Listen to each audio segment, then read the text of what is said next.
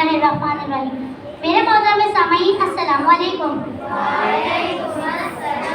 آج میری تقریر کا موضوع ہے ولادت بازار حضرت محمد صلی اللہ علیہ وسلم۔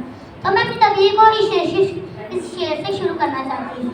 دنیا کے ہر فضا میں اجالا رسول کا، دنیا کے ہر فضا میں اجالا رسول کا، ساری کائنات صدقہ رسول کا، خوشبوئے گلاب ہے پسینہ رسول کا، خوشبوئے گلاب ہے پسینہ رسول کا، آپ کو بھی ہو مبارک مہینہ رسول کا۔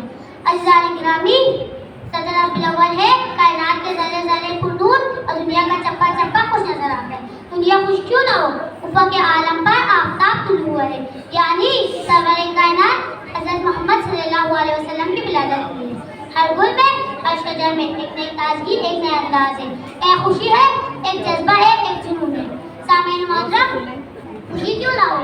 آمنہ کی گود میں اولاد کا مالک آیا ہے، عبداللہ کے گھر میں نور نظر آیا ہے، نمائندہ خالق آیا ہے، محبوب کبریا آیا ہے، افضل الانبیاء آیا ہے، رحمت العالمین آیا ہے، سید المرسلین آیا ہے، آقا دو جہاں آیا ہے، سرکار دو عالم آیا ہے، نور خدا آیا ہے، محمد مصطفیٰ احمد مجتبیٰ آیا ہے۔ تو ایک شاعر نے کیا خوب کہا ہے، کیا شان احمد ہی کا چمن بے ظہور ہے، کیا شان احمد ہی کا چمن بے ظہور ہے، ہر گل میں ہر شجر میں محمد کا نور ہے۔